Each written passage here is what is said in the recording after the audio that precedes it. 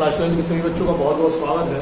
मैं आपका chemistry teacher Akbar आलम अपने यूट्यूब चैनल पे सारे बच्चों का बहुत बहुत स्वागत करता हूँ। बेटा कि जैसा कि हमें जानकारी है कि हमारा जो टॉपिक चल रहा था नाइट्रिक अम्ल के बारे में बात हो रही थी और नाइट्रिक अम्ल के संबंध में हमने सारी उसकी औद्योगिक विधियाँ, प्रयोगशाला के निर्माण की विधियों के बारे में सारी बातें कर ली थी। भौतिक गुणों तक पे हमारी बात हो गई थी। अब हम इसी टॉपिक को आगे बढ़ाते हुए आज हम रासायनिक गुणों के ऊपर चर्चा करेंगे। आइए देखते हैं एक इम्पॉर्टेंट टॉपिक जिसमें बहुत सी छोटी छोटी रिएक्शंस हैं जो यूपी बोर्ड एग्जामिनेशंस के लिए बहुत इंपॉर्टेंट हैं। इनको हमें बहुत अच्छे से याद करना है, समझना है और अगर कोई दिक्कत या परेशानी आती है तो आप उससे डिस्कशन कर सकते हैं। देखिए, इस टॉपिक में आज हम जो टॉपिक पढ़ रहे हैं उसमें मुख्य रूप से रासायनिक गुण के बारे में बात करेंगे। भाई, रासायनिक गुण, नाइट्रिक अम्ल के रासायनिक गुण के बारे में बात करें तो सबसे पहला आता है अपघटन। अपघटन में क्या होता है? नाइट्रिक अम्ल को यदि आपने अधिक टेम्परेचर पर गर्म करने का कार्य किया तो हमें नाइट्रोजन डाइऑक्साइड की क्या होती है प्राप्ति। आपने नाइट्रिक अम्ल लिया, उसको से क्या कर दिया, गर्म कर दिया तो जल प्राप्त हो गया, नाइट्रोजन डाइऑक्साइड प्राप्त हो गई, ऑक्सीजन गैस जो भी गर्म होने का क्या करेगी, कार्य करेगी। अगले टॉपिक पे आओ, ऑक्सीकारक गुण। ऑक्सीकारक गुण में आप आएंगे तो यह एक प्रबल ऑक्सीकारक के रूप में कार्य करता है। नाइट्रिक अम्ल जो होता है, नाइट्रिक अम्ल क्यों ये प्रबल ऑक्सीकारक के रूप में कार्य करता है? क्योंकि इसमें नवजात ऑक्सीजन जो होती है वह उपस्थित रहने का क्या करती है, कार्य करती है। पाई जाने वाली नवजात ऑक्सीजन की उपस्थिति होने के कारण यह प्रमुख रूप से प्रबल ऑक्सीकारक के रूप में क्या करता है, कार्य करता है। आप जब ट्वाइस HNO3 मतलब नाइट्रिक अम्ल को लोगे तो उसमें नाइट्रोजन पेंटाऑक्साइड जो होता है उनमें का क्या करता है, कार्य करता है। नाइट्रोजन पेंटाऑक्साइड की अगर संयोजकता को हम कम करने का कार्य करें तो यह प्रमुख रूप से पाई जाने वाली संयोजकता वाले नाइट्रोजन पेंटाऑक्साइड से कम संयोजकता वाले जो ऑक्साइड है उनको अपचयित होकर वो ऑक्सीजन प्रदान करने का क्या करते हैं, कार्य करते हैं। नाइट्रोजन पेंटाऑक्साइड जो है ना, ये प्रमुख रूप से क्या होता है, जब ये इसको अपचयित किया जाता है, इसकी संयोजकता को कम किया जाता है तो प्रमुख रूप से हमें ऑक्साइड अयस्क जो होते हैं वह प्रमुख रूप से क्या होते हैं, प्राप्त होते हैं, जो लास्ट में जाकर प्रमुख रूप से ऑक्सीजन गैस की पूर्ति करने का क्या करेंगे, कार्य करेंगे। ऑक्सीजन निकालते जाओ, नाइट्रोजन पेंटाऑक्साइड में से आप ऑक्सीजन को निकालने का कार्य करते जाइए तो लास्ट में आप जब देखेंगे कि हमें प्रमुख रूप से इस क्रिया के फलस्वरूप क्या होता है, इस क्रिया के फलस्वरूप अलग अलग प्रकार की चीजें होंगी वह प्राप्त होगी। देखिए, नाइट्रोजन पेंटाऑक्साइड लिया, एक ऑक्सीजन निकाली तो नाइट्रोजन डाइऑक्साइड की प्राप्ति हो गई। फिर दो ऑक्सीजन निकाली तो नाइट्रोजन मोनोऑक्साइड की प्राप्ति या नाइट्रिक ऑक्साइड की प्राप्ति हो जाएगी।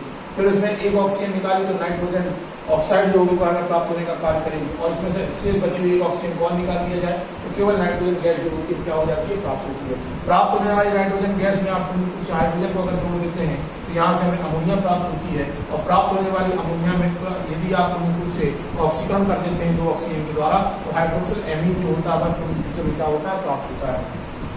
याद रखना, हम ऑक्सीकारक गुण के बारे में बात कर रहे हैं तो नाइट्रिक अम्ल में ऑक्सीकारक गुण के रूप में क्या उपस्थित होता है, नवजात ऑक्सीजन उपस्थित रहने का कार्य करती है।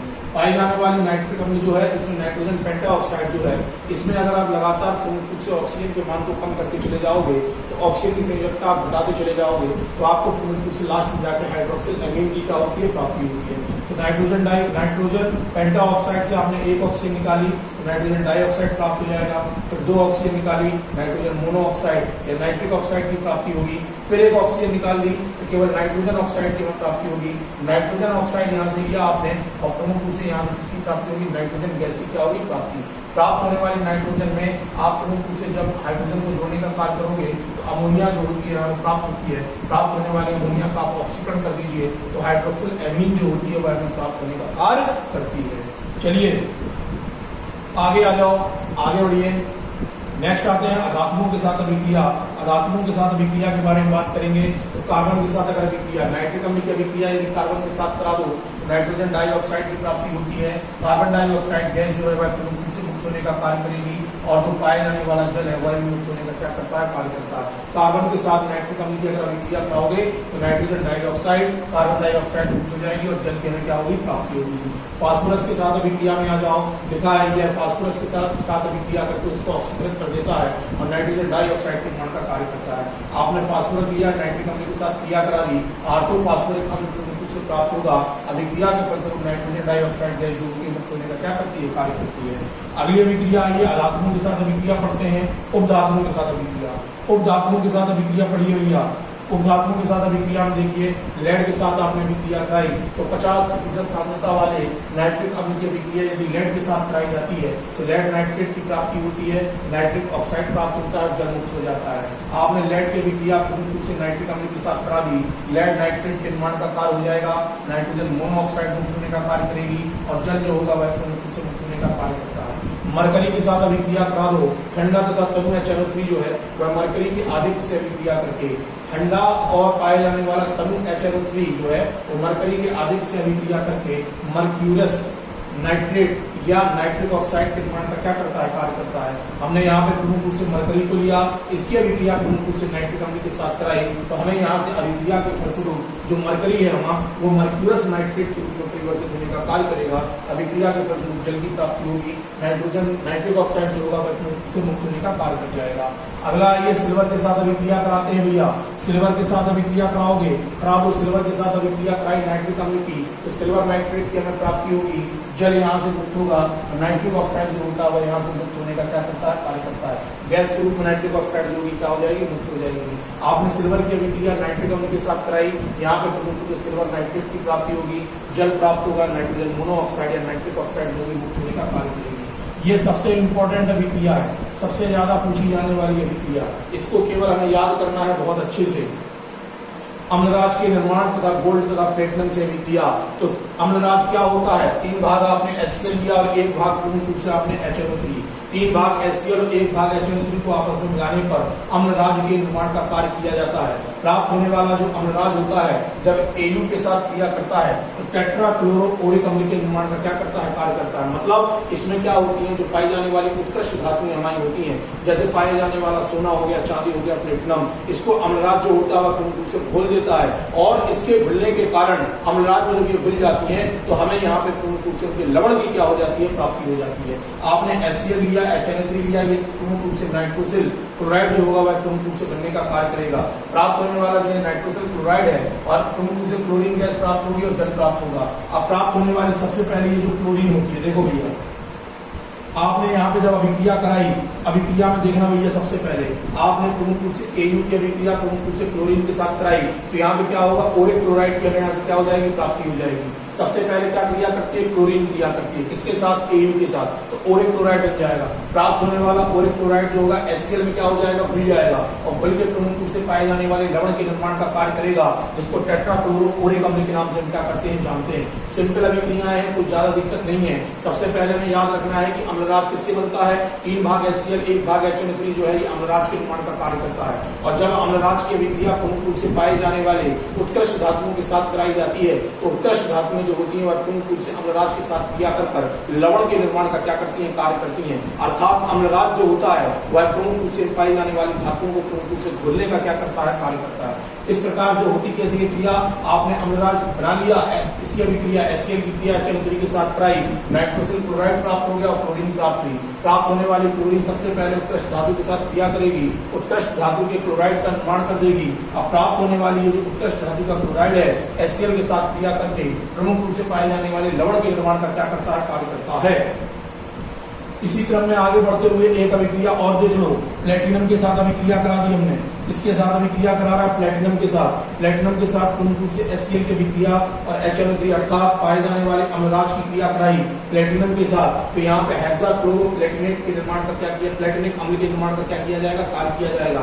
अभिक्रिया के फलस्वरूप नाइट्रोसिल क्लोराइड जो होगा मुक्त होगा और जल जो होता है वह पूर्ण रूप से मुक्त होने का क्या करता है, कार्य करता है। याद रखना है नाइट्रिक अम्ल जो होता है उत्कृष्ट धातुओं को प्रमुख रूप से क्या कर देता है, घोल देता है और घोलकर प्रमुख रूप से उनके लवण के निर्माण करने का क्या करता है, कार्य करता है। ये एक बात याद रखना है, HNO3 किसी भी प्रमुख रूप से पाए जाने वाली उत्कृष्ट धातु के साथ क्रिया नहीं करता, लेकिन अम्लराज प्रमुख रूप से पाई जाने वाली उत्कृष्ट धातुओं को घोलकर उनके लवण के निर्माण की क्रिया में क्या करता है, भाग लेता है। ऐसा क्यों कर पाता है, ऐसा इसलिए कर पाता है क्योंकि अम्लराज जो है जब H2SO4 की क्रिया HNO3 के साथ आप कराओगे तो नाइट्रोसिल क्लोराइड की प्राप्ति होगी, क्लोरीन गैस प्राप्त होगी। प्राप्त होने वाली क्लोरीन गैस उत्कृष्ट धातुओं के साथ, उत्कृष्ट धातुओं में जैसे मान लो अगर हमने सोना लिया तो ओरिक क्लोराइड बन जाएगा, फिर ओरिक क्लोराइड जो होगा वह प्रमुख रूप से पाए जाने वाले HCl के साथ क्रिया करेगा और जैसे उसके साथ क्रिया करेगा तो लवण के निर्माण का, घुलित लवण के निर्माण का प्रमुख रूप से क्या करता है, कार्य करता है।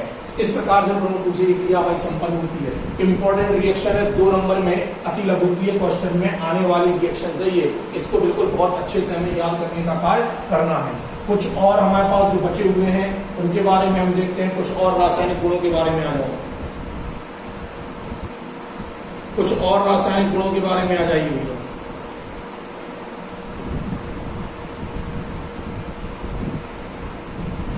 चलो और कुछ रासायनिक गुण देख लो अपने। चलो भैया आगे की रिएक्शंस में देख लो। कार्बनिक यौगिकों के ऑक्सीकरण में तो नाइट्रिक अम्ल का उपयोग जो होता है वह कार्बनिक यौगिकों के ऑक्सीकरण में भी प्रमुख रूप से किया जाता है। सबसे पहले हमने प्रमुख रूप से लिया सुक्रोज, फॉर्मूला होता है C12H22O11, जिसको गन्ने की शर्करा या सुक्रोज या इक्षु शर्करा के नाम से क्या करते हैं, जानते हैं। जब पाए जाने वाली इक्षु शर्करा या गन्ने की शर्करा या सुक्रोज नाइट्रिक अम्ल के साथ क्रिया करने का कार्य करता है तो इस अभिक्रिया के फलस्वरूप ऑक्सैलिक अम्ल जो होता है इसके निर्माण का कार्य किया जाता है। नाइट्रोजन डाइऑक्साइड जो मुक्त होने का कार्य करती है। चलो भैया आगे आ जाओ। नाइट्रीकरण टॉप मोस्ट इंपोर्टेंट रिएक्शन, 100% याद करनी है, बिल्कुल घोर के रट्टा मार के पी जाना है। इन रिएक्शनों को बार बार प्रैक्टिस करना है ताकि ये याद अच्छे से हो जाए। तो देखो भैया नाइट्रीकरण की क्रिया, नाइट्रीकरण की क्रिया मतलब आप प्रमुख रूप से नाइट्रोजन को इसके अंतर्गत जोड़ने का क्या करना है, नाइट्रोजन को या नाइट्रोजन के पदार्थों को या उसके ऑक्साइडों को आपस में जोड़ने का क्या करना है, कार्य करना है। चलो सबसे पहले देखो बेंजीन को नाइट्रोबेंजीन में कन्वर्ट करना टॉप मोस्ट इंपॉर्टेंट रिएक्शन है।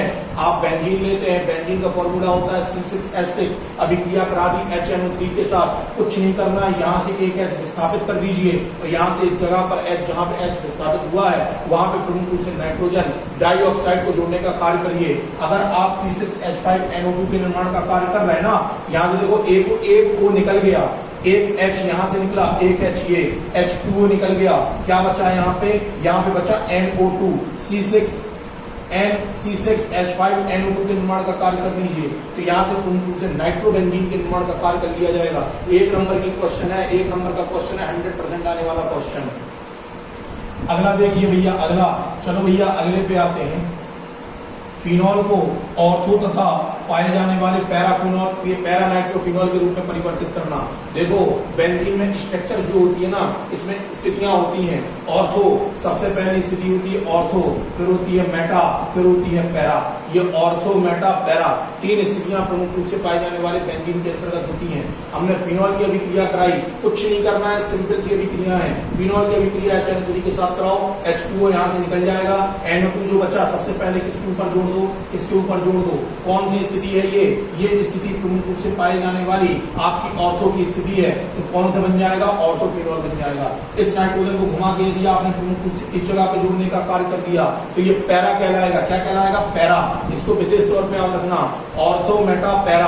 आप जैसी स्थिति पे जोड़ते हो, अगर यहाँ पे जोड़ते तो मेटा बनता, यहाँ पे जोड़ोगे तो प्रमुख रूप से पैरा। तो याद रखना फिनॉल जो है वह प्रमुख रूप से HNO3 के साथ क्रिया करके ऑर्थोफिनॉल और पैराफिनॉल के निर्माण का क्या करता है, कार्य करता है। स्थितियां याद है तो NO2 जोड़ना है केवल।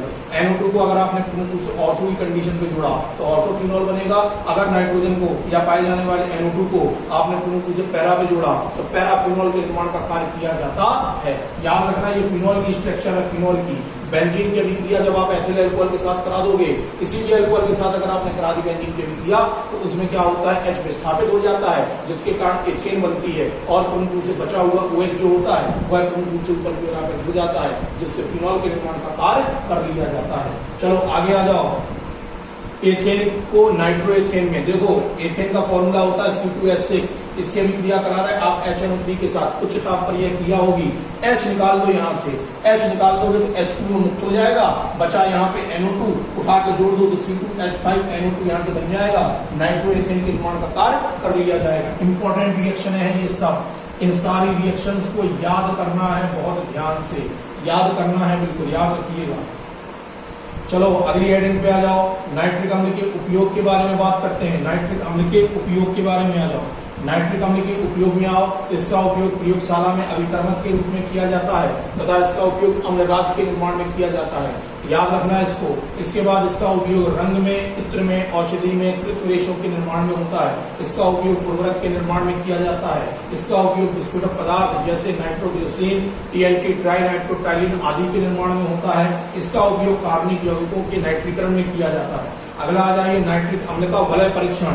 टॉप मोस्ट इंपॉर्टेंट क्वेश्चन पूछा जाता है, नाइट्रिक अम्ल के वलय परीक्षण को स्पष्ट करने का कार्य करिए। बहुत सिंपल सी चीज है, समझा दे रहा हूँ, 1 मिनट में समझ में आ जाएगा। केवल कॉन्सेंट्रेट करके चीजों को देख लेना है। करना क्या है, सबसे पहले हम क्या लेते हैं, प्रणाली लेते हैं। प्रणाली में ठंडा किया हुआ सांद्र H2SO4 और HNO3 के मिश्रण को ले लिया जाता है, मतलब अम्लराज को ले लिया जाता है प्रमुख रूप से पाए जाने वाली प्रणाली में। कैसा करके, ठंडा करके। अब इसमें क्या करते हैं, प्रणाली के किनारे से फेरस सल्फेट को प्रमुख रूप से उसमें गिराने का क्या करते हैं, कार्य करते हैं। जब फेरस सल्फेट, ताजा बना हुआ फेरस सल्फेट जब गिराया जाता है तो फेरस सल्फेट जो होता है इसके साथ क्या करता है, घुल जाता है। दोनों तरफ जब आपस में घुलते हैं तो एक भूरे रंग के प्रमुख रूप से वलय के निर्माण का क्या किया जाता है, कार्य किया जाता है। यह वलय जो है, यह वलय इसलिए बनता है, इसका कारण समझ लीजिए। इसलिए यह वलय बनता है क्योंकि फेरस सल्फेट जो है, फेरस सल्फेट के द्वारा नाइट्रिक अम्ल का अपचयन हो जाता है। फेरस सल्फेट जो होता है वो नाइट्रिक अम्ल का क्या कर देता है, अपचयन कर देता है, जिससे क्या बनता है, नाइट्रोजन मोनोऑक्साइड जो होती है वह बनने का क्या करती है, कार्य करती है। जो फेरस सल्फेट के साथ नाइट्रोसोफेरस के निर्माण का क्या कर लेगी, कार्य कर लेगी, जिसका रंग प्रमुख रूप से कैसा होता है, भूरा होता है। सिंपल रिएक्शन है, देखो क्या करना है। सबसे पहले एक प्रणाली ली, इसमें अम्लराज, ठंडे अम्लराज को डाल दिया, फिर हमने यहाँ पे फेरस सल्फेट के प्रमुख रूप से विलेन को लिया, ताजा बने हुए, प्रणाली के किनारे से डालते चले गए। हम देखेंगे कुछ समय के बाद प्रमुख रूप से पाए जाने वाली प्रणाली के अंदर एक भूरे रंग के वलय के निर्माण का क्या किया जाता है, कार्य किया जाता है। ये भूरे रंग का वलय क्यों बना, इसका कारण केवल इतना सा है कि फेरस सल्फेट द्वारा नाइट्रिक अम्ल का क्या हो जाता है, अपचयन हो जाता है, जिससे नाइट्रोजन या नाइट्रिक ऑक्साइड के निर्माण का कार्य किया जाता है। बनने वाला नाइट्रिक ऑक्साइड फेरस सल्फेट के साथ क्रिया करके नाइट्रोसो फेरस सल्फेट के निर्माण का क्या करेगा, कार्य करेगा, जिसका रंग प्रमुख रूप से कैसा होता है, भूरा होता है। इस प्रकार से सिद्ध हो जाता है कि लिए गए प्रमुख रूप से परीक्षण के अंतर्गत आपका प्रमुख रूप से क्या उपस्थित, इसके अंतर्गत HNO3 या नाइट्रिक अम्ल इसके अंतर्गत उपस्थित रहने का कार्य करता है। रिएक्शन देख लो, रिएक्शन, चलो भैया रिएक्शन पे आ जाओ। रिएक्शन की देखो भैया, रिएक्शन में आइए। रिएक्शन क्या है, H2SO4 की अभिक्रिया फेरस सल्फेट के साथ HNO3, अम्लराज ले लिया, अम्लराज की अभिक्रिया प्रमुख रूप से फेरस सल्फेट के साथ आपने करा दी, कराओगे तो यहाँ से फेरस सल्फेट प्रमुख रूप से निकलेगा, ये नाइट्रोजन मोनोऑक्साइड या नाइट्रिक ऑक्साइड प्राप्त होगी। प्राप्त होने वाली नाइट्रिक ऑक्साइड किसके साथ क्रिया करेगी, फेरस सल्फेट के साथ क्रिया करेगी। किसका निर्माण कर देगी, कुछ नहीं करना है, F2SO4 को NO के साथ जोड़ दीजिए तो नाइट्रोसो फेरस सल्फेट के निर्माण का कार्य कर लिया जाएगा, जो प्रमुख रूप से भूरे रंग के वलय के निर्माण का क्या करता है, कार्य करता है। इस प्रकार से प्रमुख रूप से वलय परीक्षण को हम करने का कार्य करते हैं। इस प्रकार से बेटा ये हमारा जो नाइट्रोजन या HNO3 के बारे में हम बात कर रहे थे, इस प्रकार से हमारा HNO3 का टॉपिक जो है वह पूरा होता है। मैं सारे बच्चों से ये अपील करता हूँ कि बेटा इन रिएक्शंस को बहुत अच्छे से याद करना है, बिल्कुल बार बार लिख के देखना है। जितना प्रैक्टिस करोगे उतनी ज्यादा रिएक्शन अच्छे से याद हो जाएंगी, और अगर रिएक्शन याद हो गई तो केमिस्ट्री को तुम फतह कर लोगे, किसी भी प्रकार का नंबर आपका डाउन नहीं होगा, 100% आपके नंबर बहुत अच्छे आएंगे। इसी आशा के साथ मैं आपसे उम्मीद भी करता हूं कि आपने अगर चैनल को अभी तक सब्सक्राइब नहीं किया तो चैनल को सब्सक्राइब कर लें, वीडियो पसंद आए लाइक कर लें, बेल आइकन दबा लें, और सारी समस्याएं जो कुछ भी आती हैं आप मुझे लिख के पहुंचाइए। मैं प्रयास करूंगा कि उनको शॉर्ट आउट करने का कार्य मैं कर सकूं। इसी आशा के साथ मैं पुनः नए वीडियो के साथ आपके सामने उपस्थित दूंगा। तब तक के लिए बहुत बहुत धन्यवाद, बहुत बहुत आभार आपका।